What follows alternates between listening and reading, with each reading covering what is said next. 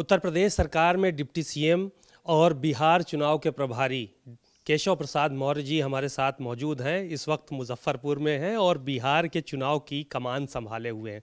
उनसे बात करेंगे और जानेंगे कि बिहार का क्या माहौल है, बिहार में किस तरह की परिस्थितियां हैं और नीतीश सरकार ने क्या क्या किया यहाँ पर, और जो विपक्ष है वो क्या चाहता है। सर, बहुत बहुत स्वागत है। धन्यवाद सीमान जी।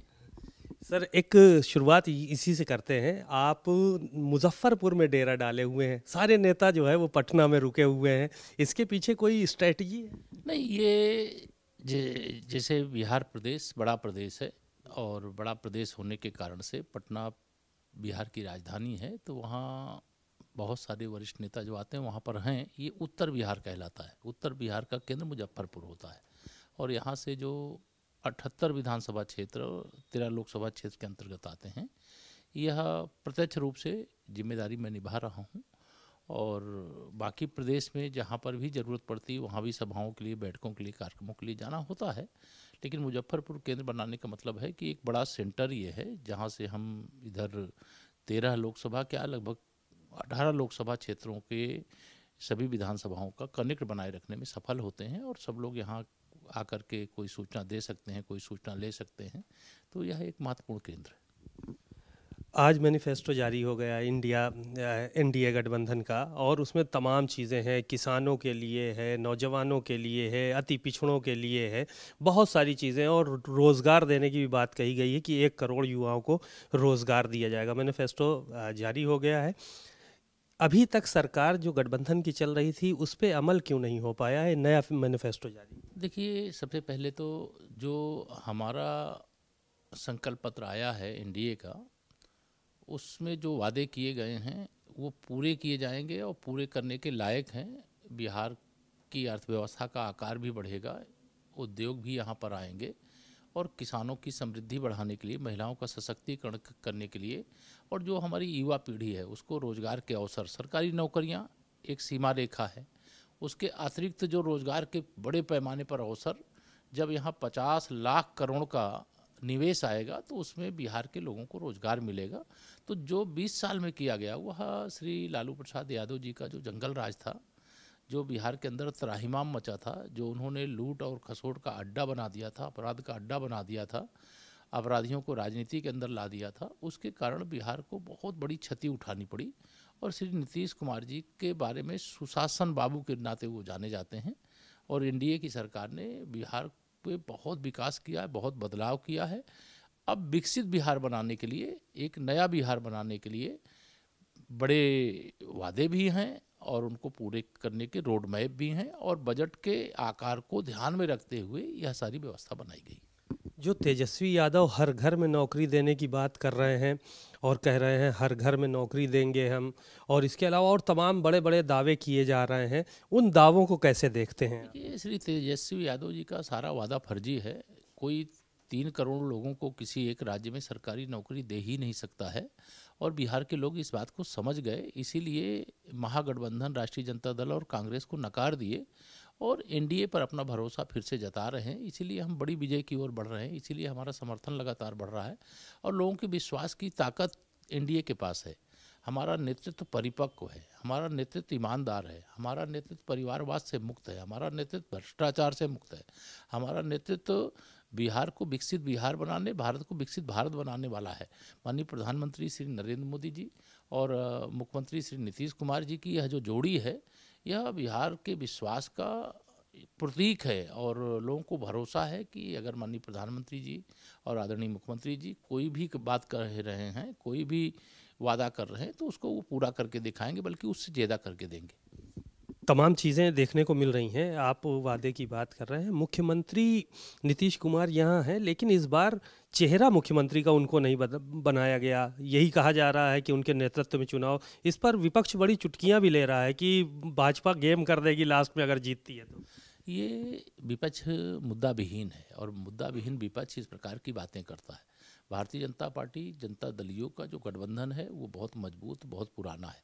श्री नीतीश कुमार जी हमारे मुख्यमंत्री हैं और चुनाव परिणाम 14 तारीख को आ जाएगा। उसके बाद जो औपचारिकता होती है विधायक दल की बैठक करके श्री नीतीश कुमार जी को फिर से नेता चुना जाएगा और उनके नेतृत्व में बिहार में फिर से सरकार बनाई जाएगी। नीतीश कुमार मुख्यमंत्री बनेंगे, ये तय है? ये इसमें इसको लेकर कोई भ्रम हमारे यहाँ एनडीए में नहीं है। ये मुद्दा विहीन, मैंने कहा, जो विपक्ष है, महागठबंधन है, राष्ट्रीय जनता दल है, कांग्रेस है, वो इस प्रकार का प्रयास कर रहे हैं कि हम इस प्रकार की अफवाह फैला करके जो नीतीश जी के प्रति एक बिहार की जनता के मनमानस में सम्मान है, उनको ये भ्रम पैदा कर दें कि नीतीश जी को मुख्यमंत्री नहीं बनाएंगे। हम डंके की चोट पे कहते हैं कि विधानसभा के चुनाव के जैसे ही परिणाम आएंगे विधायक दल की बैठक के बाद, सर्वसम्मति से सभी हमारे भाजपा सहित सभी एनडीए के सहयोगी दलों ने उनको अपना नेता मान करके उनके नेतृत्व में चुनाव लड़ रहे हैं, उनको नेता चुनेंगे और उनके नेतृत्व में सरकार बनाएंगे। एनडीए गठबंधन चुनाव यहाँ मजबूती से लड़ रहा है, आप लोग मेहनत भी कर रहे हैं, लेकिन एक बड़ा आरोप आप लोगों पर इस बीच लगा है कि आप महिलाओं के खाते में 10-10 हज़ार रुपये भेज के चुनाव आचार संहिता का उल्लंघन कर रहे हैं और चुनाव में रिश्वत जैसी बात भी सामने आ रही कि रिश्वत देने जैसा काम किया। ऐसी भाषा जो विपक्ष के द्वारा बोली जा रही है श्री तेजस्वी यादव या श्री राहुल गांधी जी के द्वारा, तो वह महापाप करने का काम कर रहे हैं। महागठबंधन महापापी गठबंधन है। महिला सशक्तिकरण करना इस देश में, बिहार में गलत नहीं है। माननीय प्रधानमंत्री श्री नरेंद्र मोदी जी के तो अनेकों भाषणों में उन्होंने कहा हम इस देश की 3 करोड़ जो हमारी दीदियां हैं, जीविका दीदियां समूह की दीदियां हैं, उनको लखपति दीदी बनाएंगे और उस दिशा में हमने काम किया है। मुख्यमंत्री रोजगार प्रोत्साहन योजना के अंतर्गत जब आचार संहिता नहीं लगी तो उससे पहले उनके खाते में हमने भेजा है 1.25 करोड़ लगभग दीदियों के, जीविका दीदी यहाँ कहते हैं, उनके खाते में 10-10 हज़ार भेजा है। अब उससे वह रोजगार करेंगी, वह परिवार आत्मनिर्भर बनेगा, आर्थिक रूप से समृद्धशाली बनेगा, परिवार को आगे बढ़ने का अवसर मिलेगा। अभी तो 10,000 है, आगे 2 लाख रुपए तक उनको रोजगार प्रोत्साहन योजना में देने की आज हमारे संकल्प पत्र में ऐलान भी किया गया है। तो जो हम लोग कहते हैं वो हम लोग करते हैं और महिला सशक्तिकरण से ही बिहार का सशक्तिकरण होगा, देश का सशक्तिकरण होगा। सुशासन बाबू के नाम से नीतीश कुमार जाने जा रहे हैं, लेकिन कल जो है वो मकोमा में एक जो है वो हत्या हो जाती है राम दुलार यादव की, और नीतीश कुमार के जो कैंडिडेट हैं अनंत सिंह, उनके ऊपर ये आरोप लगता है और बड़ा चर्चा का विषय पूरे देश में बना हुआ है। देखिए, जो अपराध कोई भी होता है तो उसकी जांच होती है, जांच में जो दोषी होगा उसके खिलाफ कार्रवाई होती है। कोई भाजपा गठबंधन की सरकार, एनडीए की सरकार, नीतीश जी की सरकार में निष्पक्षता से जांच होगी, कोई पक्षपात नहीं होगा और जो जांच में सही दोषी पाया जाएगा उसके खिलाफ कार्रवाई होगी। और अपराध, ये सही है कि अपराध शून्य बिहार होना चाहिए और उस दिशा में हम लोगों ने बहुत बड़ी सफलता भी प्राप्त की है। लेकिन ये जो घटना घटी है चुनाव के दौरान, ये राष्ट्रीय जनता दल के लोगों की साजिश भी हो सकती है। हाँ, बाहुबली सूरजभान सिंह चुनावी मैदान में हैं, अनंत सिंह के सामने उनकी पत्नी चुनाव लड़ रही हैं, और दूसरी तरफ ओसामा शहाब को भी टिकट दिया गया है आरजेडी की तरफ से। क्या कहेंगे जो इस तरह के बाहुबलियों को मैदान में उतारने का काम? देखिए, श्री लालू यादव जी का जो जंगल राज था, उस जंगल राज के छाया से श्री तेजस्वी यादव जी बाहर नहीं निकल पाए हैं। जिस प्रकार से शहाबुद्दीन के बेटे को उन्होंने टिकट दिया है, इससे उन्होंने संदेश दे दिया है कि हम न तो मुस्लिम तुष्टीकरण की राजनीति छोड़ेंगे, न गुंडों अपराधियों को छोड़ेंगे, न माफियाओं को छोड़ेंगे। उन्होंने एक ही रास्ता तय किया है कि एन केन प्रकरण कैसे बिहार की सत्ता उनको मिल जाए और वो बिहार को लूट ले और बिहार को बर्बाद करने का काम करने में वो सफल हो जाएं। बड़े त्याग, परिश्रम और बिहार के हित में काम करने के कारण श्री नीतीश जी के नेतृत्व में भारत सरकार के सहयोग से आज बिहार सभी प्रकार के विकास की रोशनी को देख रहा है। चाहे वो सड़क हो, चाहे सेतु हो, चाहे रेलवे हो, चाहे हवा एयरपोर्ट हो, चाहे जलमार्ग हो, चाहे हर घर तक बिजली पहुंचाने का विषय हो, हर गांव में रोजगार उपलब्ध कराने का विषय हो। इस दिशा में काम बहुत आगे बढ़ा है। जब श्री लालू यादव जी की सरकार थी, जंगल राज था, जाति संघर्ष चरम पर थे, नरसंहार होते थे। लोग एक, जैसे मुजफ्फरपुर में आप हैं, यहाँ से अगर आपको पटना जाना है तो यहाँ के लोग बताते हैं 8 घंटे लगता था और अब 1.5 घंटे में आराम से आप आ सकते हैं, जा सकते हैं। पहले यहाँ बिजली आती नहीं थी, अब बिजली जाती नहीं है। यह सब राजनीतिक दृष्टि से बहुत, एक मैं कहूँ, समृद्ध प्रदेश अगर किसी को कहा जाएगा तो बिहार को कहा जाएगा। यहाँ पर भारत रत्न जननायक कर्पूरी ठाकुर जी का स्थान है। यहाँ पर इतिहास की हमारे पास विरासत है। यहाँ भगवान तथागत बुद्ध को ज्ञान की प्राप्ति हुई। यहाँ भगवान महावीर, जैनियों के जो भगवान महावीर हैं उनका भी स्थान यहाँ पर है। यहाँ नालंदा विश्वविद्यालय है, यहाँ राजगीर है, यहाँ चक्रवर्ती सम्राट चंद्रगुप्त मौर्य से लेकर के मौर्य काल के तमाम सारी धरोहर यहाँ पर उपलब्ध है। यहाँ न्याय, जो हमारी 20 साल की सरकार है उसकी सबसे बड़ी उपलब्धि ये है कि यहाँ कर्पूरी फार्मूले को लागू करके सबको न्याय देने का काम, सबको नौकरी देने के लिए प्रयास करना और सबको विकास की मुख्य धारा में लाने की कोशिश करना, और उसके परिणाम बड़े पैमाने पर लोगों को मिले। अखिलेश यादव भी यूपी से कह रहे हैं कि तेजस्वी यादव ही मुख्यमंत्री बनेंगे, एलानिया तौर पर ये कह रहे हैं बार बार। देखिए, श्री अखिलेश यादव जी की तो श्री तेजस्वी यादव ने बहुत बड़ी बेइज्जती कर दिया। यहाँ पर कांग्रेस की भी कोई हैसियत नहीं है। जैसे समाजवादी पार्टी की कोई हैसियत नहीं, वैसे कांग्रेस पार्टी की भी कोई हैसियत नहीं है। लेकिन कांग्रेस को राष्ट्रीय जनता दल ने, तेजस्वी यादव जी ने कई सीटें दे दिया, 60 से अधिक सीटें दे दिया, लेकिन समाजवादी पार्टी को एक भी सीट नहीं दिया। और श्री अखिलेश यादव जी ने यहाँ स्टार प्रचारकों की सूची जारी कर दिया। बेगानी शादी में अब्दुल्ला दीवाना वाली स्थिति है। यहाँ उनकी कोई हैसियत नहीं है, और एक भी सीट दे देते तब वो स्टार प्रचारक की सूची जारी करते, तो लगता कि उन रिश्तेदारी के कारण ही सही तेजस्वी यादव जी ने उनका सम्मान रखा, लेकिन अपमान भी कर दिया। लेकिन फिर भी वह यहाँ पे प्रचार करने के लिए आने का प्रयास कर रहे हैं और यहाँ श्री तेजस्वी यादव जी की सरकार बनाने की कोशिश कर रहे हैं। उनको ये ज़रूर मैं बताना चाहता हूँ, 14 नवंबर को रिजल्ट आएगा, यहाँ फिर से एक बार एनडीए की श्री नीतीश कुमार जी की अगुवाई में सरकार बनेगी, और जो हश्र श्री तेजस्वी यादव जी का बिहार में होने वाला है वही 2027 में श्री अखिलेश यादव जी का यूपी में होने वाला है। वो आ रहे हैं, 1 तारीख को उनका प्रोग्राम लगा हुआ है और 3 तारीख को ओसामा के लिए वोट मांगेंगे आकर। नहीं, वो आ रहे हैं, मुझे आने में कोई आपत्ति नहीं, वो आ सकते हैं। लेकिन मुझे आश्चर्य इस बात पे लगता है कि इतनी बड़ी बेइज्जती होने के बाद भी वो आ रहे हैं। मुस्लिम तुष्टीकरण या मुस्लिम वोट बैंक जुटाने के लिए आ रहे हैं। शहाबुद्दीन जैसे अपराधी के बेटे के प्रचार में आ रहे हैं। वो तो शहाबुद्दीन बिहार में, मुख्तार अंसारी, अतीक अहमद जैसे लोग उत्तर प्रदेश में, और ये तुष्टीकरण की राजनीति करके धोखा दे रहे हैं। जो फर्जी पीडीए की बात करते हैं, उनका एक ही एजेंडा है, वो है मुस्लिम तुष्टीकरण। उनका एक ही एजेंडा रहता है कि कैसे समाज को बांटो और किसी तरीके से सत्ता प्राप्त कर लो। यही योजना श्री यहाँ तेजस्वी यादव ने बनाई है, वहीं यही योजना वहाँ श्री अखिलेश यादव जी ने बनाई है। लेकिन दोनों को खुदा पहाड़ निकली चूहिया, कुछ हासिल होने वाला नहीं। एक सवाल ये था कि अखिलेश यादव ने जो है स्टार प्रचारकों की सूची जारी की, लेकिन उसमें शिवपाल जी का, राम गोपाल जी का, इन लोगों का नाम नहीं रहा। देखिए, महत्वपूर्ण ये नहीं है कि उन्होंने स्टार प्रचारक की जो सूची जारी की उसमें परिवार के लोगों का नाम है कि नहीं। उनकी परिवार ही पार्टी है, पार्टी ही उनका परिवार है, और इसीलिए मैं पीडीए कहता हूँ परिवार डेवलपमेंट एजेंसी है। लेकिन उसमें नाम ना होना वो अलग बात है। लेकिन स्टार प्रचारकों की सूची जारी क्यों किया जब एक भी प्रत्याशी आपका नहीं है, जब आपको एक भी सीट की हैसियत के लायक नहीं समझा गया, तो बिहार में स्टार प्रचारकों की सूची जारी करके क्या बताना चाहते हैं? कह रहे हैं हमने मांगा नहीं है, एक भी सीट मांगी नहीं है, और हम सिर्फ बीजेपी को, एनडीए को हराने के लिए चुनाव प्रचार करेंगे। ये तो सार्वजनिक तौर पर मांगा नहीं है, मिली नहीं तो कहते मांगा नहीं है। और अगर एक सीट मांग लेते, भले बाद में विलय करवा देते, अगर उनकी हैसियत होती यहाँ जीतने की, बाद में दे देते आरजेडी को समर्थन। लेकिन टीएमसी ने तो इनको सपोर्ट कर दिया था और इन्होंने टीएमसी को सपोर्ट कर दिया था। टीएमसी की यूपी में हैसियत नहीं थी, लेकिन उन्होंने टीएमसी के लिए एक सीट भदोही की छोड़ी थी लोकसभा के समय। लेकिन तेजस्वी यादव ने एक भी सीट के लायक श्री अखिलेश यादव जी की पार्टी, समाजवादी पार्टी को नहीं समझा।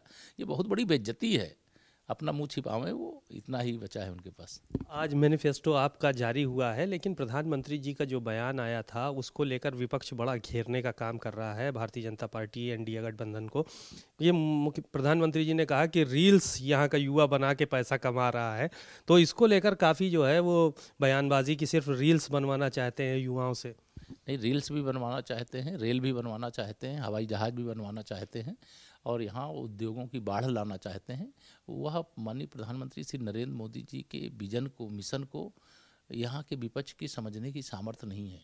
माननीय श्री नरेंद्र मोदी जी विश्व के सबसे लोकप्रिय और सबसे सफल नेता हैं और उनके नेतृत्व का लोहा पूरी दुनिया मान रही है। किसी भी कठिन से कठिन परिस्थिति में से रास्ता निकाल करके विकसित भारत बनाने के लिए, एक शक्तिशाली भारत बनाने के लिए, एक सामर्थ्यवान भारत बनाने के लिए माननीय प्रधानमंत्री जी लगातार प्रयास करते हैं। भारत अगर विकसित होगा तो बिहार पीछे नहीं छूटने पाएगा। बिहार को विकसित करना माननीय प्रधानमंत्री जी का तो एक अलग प्रकार का विजन है, अलग प्रकार की सोच है। और माननीय प्रधानमंत्री मोदी जी और आदरणीय मुख्यमंत्री नीतीश जी दोनों के प्रति बिहार वासियों में बहुत सम्मान है, बहुत सम्मान है। और यह मैंने यहाँ पर घूम करके देखा है, जिस प्रकार से समर्थन इस जोड़ी को मिल रहा है ये अद्भुत है। नीतीश जी ने भी मुख्यमंत्री के रूप में एक अपना आदर्श कार्यकाल जो 20 वर्ष का है उन्होंने बिताया। उन्होंने परिवार को नहीं बढ़ाया। भारत रत्न कर्पूरी ठाकुर जी ने जो फार्मूला, जिसे कर्पूरी फार्मूला के नाम से जाना जाता है, उसको आगे बढ़ाने का काम श्री नीतीश कुमार जी ने किया। और श्री लालू प्रसाद यादव ने कर्पूरी फार्मूले में डांडी मार दी। मतलब जो पिछड़ों को, दलितों को हिस्सा देना चाहिए वो अपनी जाति और मुस्लिम जो को जिनको वोट बैंक मानते थे उनको देने का काम कर दिया। तो आज नीतीश जी के समर्थन में, माननीय मोदी जी के नेतृत्व में और एक मजबूत बिहार के लिए, मजबूत भारत के लिए बिहार के लोग खड़े हैं और बहुत शानदार रिजल्ट आएगा। जैसे 2010 में आया था, 200 से ज़्यादा सीटें जीते थे, वैसे 2025 के विधानसभा चुनाव में भी यहाँ बहुत बड़े नंबर से एनडीए जीतेगा। रामदुलार यादव की हत्या के बाद क्या भारतीय जनता पार्टी पे या एनडीए गठबंधन के चुनाव पे कोई असर पड़ेगा? देखिए, जो हत्या किया होगा वो जांच करके पकड़ लिया जाएगा।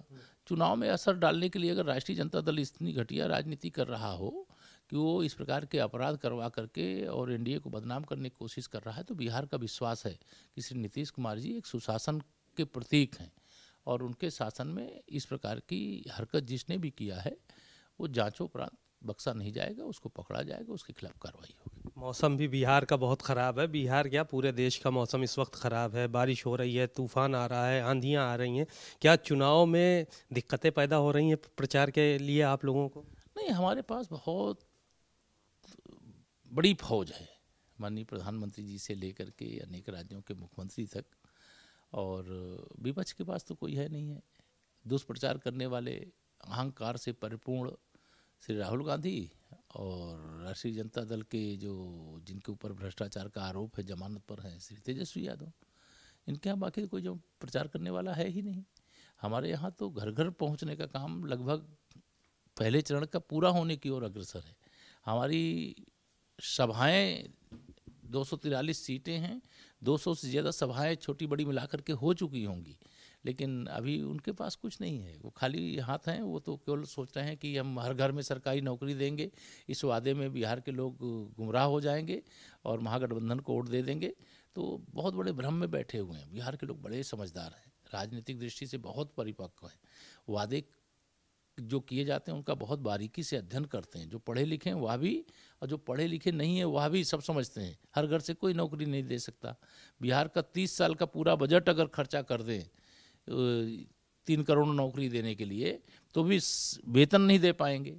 भारत सरकार का बजट भी छोटा पड़ जाए। और भी अनेक घोषणाएं किया हुआ है, जिसके लिए सरकारी खजाने का बजट यहाँ 3,17,000 करोड़ है, और वह घोषणा जो की है उसके लिए 30 लाख से 50 लाख करोड़ रुपये की जरूरत है। वो हो ही नहीं सकता। तेज प्रताप भी बगावत करके अपना अलग मैदान सजा चुके हैं।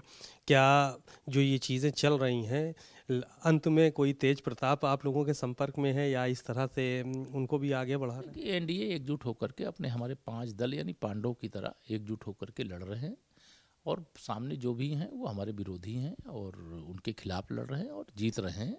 रिकॉर्ड सीटें जीत रहे हैं, और इसलिए हमें स्पष्ट दिखाई दे रहा है कि 14 नवंबर का जब रिजल्ट आएगा उसके बाद किसी की हमें ज़रूरत नहीं पड़ेगी, और महागठबंधन भी अर्धशतक भी बना पाएगा, इसमें भी संशय है। तेज प्रताप जो घर के अंदर बगावत हुई उसको लेकर क्या सोचते हैं? देखिए, ये राष्ट्रीय जनता स्वार्थ की राजनीति जहाँ होगी, भ्रष्टाचार जहाँ होगा, जहाँ परिवारवाद होगा, इस प्रकार की चीज़ें होती रहती हैं, लेकिन उससे हम लोगों का कोई लेना देना नहीं है। वो उनकी परिवार की समस्या है। लेकिन हम, चाहे वो तेजस्वी यादव जी हों, चाहे तेज प्रताप जी हों, चाहे प्रशांत किशोर जी हों, चाहे राहुल गांधी जी हों, हम इन सब के खिलाफ एनडीए की एकजुटता के साथ लड़ रहे हैं, जीत रहे हैं और बड़े अंतर से जीत रहे हैं। सरकार बनाने जा रहे हैं। हाँ, निश्चित तौर से सरकार बनाने जा रहे हैं, श्री नीतीश कुमार जी के नेतृत्व में बनाने जा रहे हैं। शुक्रिया बहुत बहुत। डिप्टी सीएम केशव प्रसाद मौर्य जी ने खुलकर बात की और बताया कि किस तरह से यहाँ प्रचार चल रहा है और कैसे हम लोग सरकार बनाने जा रहे हैं। कैमरामैन मेहदी हसन के साथ सीमा नकवी, भारत समाचार, मुजफ्फरपुर।